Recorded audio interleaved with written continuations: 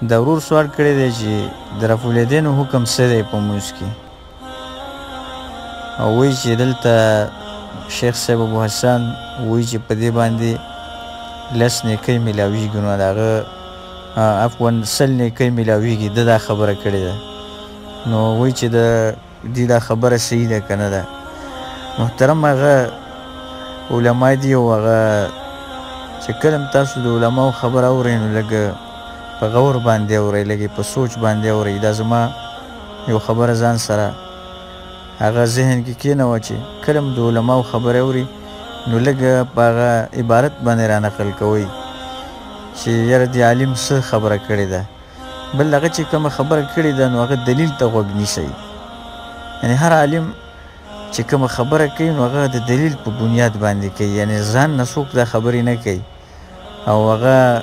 چې کومې خبرې کوي نو هغه حق کوي، او د دین د اصولو نه خبرې کوي، هغه خبرې کوي چې هغه صفا سوتره دین دی، هغه دین بیانوي. نو کله چې کله خبره کوي او تاسو هغه خبره اورئ نو خیر هغې ته لږ تاسو په دې نیت باندې اورئ چې الله مونږ ته حق واضحه کړي، او الله مونږ دا حق زمونږ په زړه کې کښېنوي، یعنې په دې نیت باندې د هغې خبرې ته غوږ دی. او بیا چې کوم د خبرې لپاره دلیل ذکر کوي، او الحمدلله علما چې دی زمونږ هغه چې کومه خبره کوي نو دلیل ولا ذکر کوي، او دا ټولو عوام ورونو ته د دې خبرې پته ده چې زمونږ علما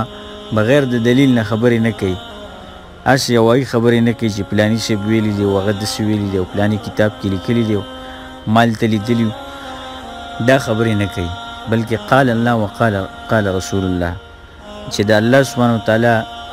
څه ویلي نو هغه خبرې کوي، او د رسول الله صلی الله علیه وسلم ویناګانې خلکو ته واضحه کوي، او په هره خبره باندې دلیل یا د قرآن آیاتي او یا د رسول صلی الله علیه وسلم کم حدیثي. نو محترم هغه شیخ صاحب دا خبره نه کړې، بلکې دا د عقبه ابن عامر زنهو چې کوم حدیث دی نو هغه به ویلي، او چې په هغه حدیث کې راغلی دی چې بكل رفع 10 حسنات، او بل روایت کې داسې راغلی دی چې په هر یو بكل اشاره 10 حسنات، چې په مونځ کې ستا لاس څنګه اشاره وکړي نو په هغې باندې 10 نیکۍ دي، یعنې بكل اصبع حدیث کې راځي چې په هر یو ګوته باندې الله دغه نیکۍ ورکوي ورله انسان له، په هغې باندې نیکۍ ورکوي. نو بعضې علماو پکې هغه ته تشهد اشاره هم داخله کړې ده چې هلته هم سړی ګوته اوچتوي، او مونځ کې په رفع الیدینو کې هم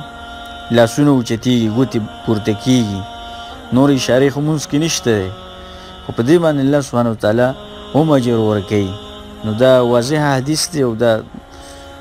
محدثینو راوړی دی تلخیص الحبیر کې ابن حجر رحمه الله، او داسې نور محدثینو هم په دې باندې بابونه لګولي دي. نو زما د هغې وضاحت مقصد نه دی، خو د شیخ صاحب دې خبرې ته زما اشاره مقصد دی، او زما دغه یو خبره زما وروره چې تاسو کله هم د شیخ صاحب کومه خبره اورئ نو هغې ته لږ غوږ نیسئ، او انشاءالله هغه خبره ستاسو دپاره کافي کېږي، چې کومه خبره وکړي هغه کافي شافي جوابي د یو انسان دپاره چې هغه کله غواړي چې هغه حق له راشي او د هغه زړه کې الله حق واچي. باقي د رفع الیدین باره کې چې کومه حدیث دی نو هغه زه تا ته د مختصر ټیم کې صرف دا خبره کومه چې کومه حدیث راغلی دي د رفع الیدینو باره کې نو هغې کې خو څه شک نشته دی، هغه خو چا ضعیف کړی نه دي، هغه داسې ټنګېدلی حدیث دی. صحیح بخاري او مسلم کې جمهور علما د دې امت هغه ټولو په دې باندې عمل کړی دی، په دې حدیثو باندې. په بخاري مسلم کې په دې باندې خو اتفاق دی په بخاري چې صحیح کتاب د الله د کتاب نه وروسته دا صحیح البخاري دی. امام بخاري رحمه الله په دې باندې یو کتاب یې لیکلی دی په دې مسله باندې، جزء رفع الیدین په نوم باندې یو کتاب لیکلی دی، او په هغه کې دا خبره ثابته کړې ده چې د رسول صلی الله علیه وسلم نه رفع الیدین دا ثابت دي، او څوک چې هغه نه مني رفع الیدین په هغې باندې سخت رد کړی دی، بلکې دا خبرې پکې کړې ده د حسن بصري دا قول یې ذکر کړی دی چې کان اصحاب رسول الله صلی الله علیه وسلم يرفعون ایدیهم فی الصلاة اذا رکعوا و اذا رفعوا. رسول صلی الله علیه وسلم صحابه چې کومونه هغې به لاسونه اوچتول په مونځ کې، چې کله به یې رکوع کول او کله چې به پورته کېدل، نو په دغه وخت کې د رسول صلی الله علیه وسلم صحابه چې دی د هغې هغه عمل هم ثابت کړی دی چې وره دا صحابه و عمل هم دی، او حدیث هم ذکر کړی دی د صحابه عمل هم ذکر کړی دی به دا خبر هم کړی ده چې حسن چې کوم دی حسن بصري وایي دا بالکل څوک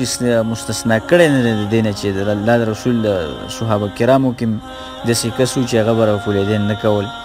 هغه وایي ولم یثبت عن احد من اصحاب النبي صلی الله علیه وسلم انه لم يرفع يديه وایي دا بالکل د الله د رسول د یو صحابي نه هم دا نقل نه دي چې هغه به رفع الیدین په مونځ کې نه کړي دا دومره مضبوطه خبره امام بخاري رحمه الله کړې ده یو حدیث راوړي بیا په هغې پسې هغه نور مسلې هم ذکر کړي چې هغه د حدیث متعلقي دا د امام بخاري رحمه الله عادت دی او دا امام نووي رحمه الله په مجموع کې دا خبره ذکر کړې ده دا اجماع نقل کړې ده په دې خبره باندې چې رفع الیدین دا په مونځ کې شته دی چې څوک یې نه مني نو هغه چې یو سړی نه مني نو هغه سره به څه کوي یو خو نه منلو خبره او که سړی مني حق مني نو حق دا دی چې واضحه چې هغه رفع الیدین دا په مونځ کې شته دی اوس دا خبره جدا خبره ده چې یاره امام ابو حنیفه رحمه الله ته دا حدیث رسیدلی دی که نه رسیدلی کیدای شي نه رسیدلی ورته که هغه ته نه رسیدلی نو دا شاګردانو ته خو رسیدلی دی که نه د نورو خلکو ته چې هغه تقلید کوي د هغې دوی ته خو رسیدلی دی دی پې ولې عمل نه کوي خو وجه دا ده چې هغه د هغې دغه مذهب خلاف دی که نه نو دا تعصب نه په کار د حدیثو سره او لږ ځان کې نرمي پیدا کول غواړي د الله او د الله رسول قول ته بالمقابل کې چې کوم حدیث ذکر کیږي د بارا بن عازب حدیث دی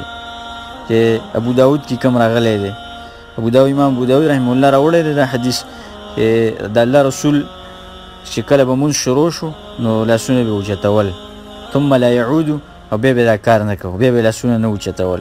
او بل حدیث هم دا ابو داود حدیث دی عبدالله بن مسعود رضی الله عنه حدیث دی چې هغه وایي چې زه تاسو ته د الله د رسول مونځ کومه او بیا هغه مونځ وکړه او لاسونه یې اوچت نه کړه مګر په اول ځل باندې دا نصب الرایه کې دی ذیلوي هم دا روایت ذکر کړی دی خو دا چې څومره محدثینو دا ذکر کړی دی نو دا حدیث د دواړه د دې نه خلک دلیل نیسي وایي چې دا رفع الیدین نشته دی نو دا دلیل دی موږ سره دا دواړه ضعیف احادیث دي محدثینو ائمه د حدیثو حفاظو د حدیثو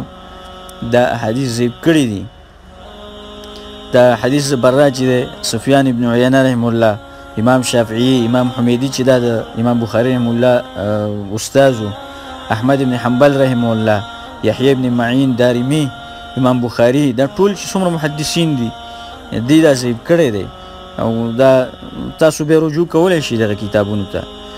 حدیث د عبدالله ابن مسعود رضی الله عنه چې دی دا عبدالله ابن مبارک ضعیف کړی دی امام احمد رحمه الله ضعیف کړی دی امام بخاری ضعیف کړی دی بیهقي ضعیف کړی دی دارقطني ضعیف کړی دی یعنی چې څومره محدثین دي او دا نمونه زه هسې نه اخلم چې ستاسو ذهن کې دا خبره را نشي چې دې څه نمونه ذهن کې دي نو دا اخلي الحمدلله دا مونږ کتلي دي او دا تاسو هم کتلی شئ دا حدیث دی تاسو یې راواخلئ او نن سبا اسان شوی دی د حدیثو تخریج ډېر اسان دی په خپله باندې وکئ او واضحه خبره ده نو چې کله د رفع الیدینو د عدم رفع الیدین چې څوک وایي چې نه به یې کړي د هغې باره کې روایتونه ضعیف ثابت شو خبره کمزورې شوه نو بالمقابل چې کومه حدیث نو په هغې به عمل کوې که نه او هغه خو تواتر درجې ته رسېدلي دي د صحابه کرامو نه چېرته یو روایت نقل نه دی کم چې نقل کړي دي اوس به ډېر خلک دا روایتونه ذکر کوي د صحابه کرامو نه وایي دومره 100 روایتونه وایي زه ذکر کوم دا بعضې خلک کوي دا مولیان دا ټول ضعیف دي امام ابن حجر رحم الله په تلخیص الحبیر کې دا راجمع کړي دی او دا خبره کړې ده امام بخاري را قول یې ذکر کړی دی چې د الله د رسول صلی الله علیه وسلم د صحابه کرامو نه دا نقل نه دي چې هغې لاسونه دي په مونځ کې نه یې اوچت کړي او چې څومره روایتونه دي دا ټول ضعیف دي ټول دغه ضعیف دي نو چې کله ضعیف شو نو عمل به په څه باندې کې په هغې به کوې چې رسول صلی الله علیه وسلم نه نقلي او په صحیح روایتو باندې نقلي نو په کار ده چې موږ د رسول صلی الله علیه وسلم سنتو ته هغې ته وګورو او د هغې مطابق موږ عمل وکړو رسول صلی الله علیه وسلم وایي صلو کما رأیتمونی اصلي بخاري کې روایت دی ښه ټنګېدلی وایي داسې مونځ کوئ لکه څنګه چې زه مونځ کوم تاسو چې ما څنګه په مونځ ګورئ دغسې مونځ کوئ او رسول صلی الله علیه وسلم نه دا نقل نه دي چې هغه رفع الیدین پرېښي بلکې دا ترې نقل دي چې هغې رفع الیدین کړي دي او په کار دا ده چې سړی وکړي رفع الیدین دې وجې نه علي بن المدیني چې د امام بخاري رحمه الله استاذ دی هغه دا خبره کوي وایي حق علی المسلمین ان يرفعوا ایدیهم عند الرکوع وعند الرفع منه. په مسلمانانو باندې دا لازمه ده وایي چې په مونځ کې رفولیدین کوي چې کله رکوع لځي او کله د رکوع نه رابره کیږي او کله د دویم رکعت نه د قاعدې نه وروسته رابره کیږي. په دغه وخت کې دی رفولیدین کوي او دا لازم دی په هر یو مسلمان باندې،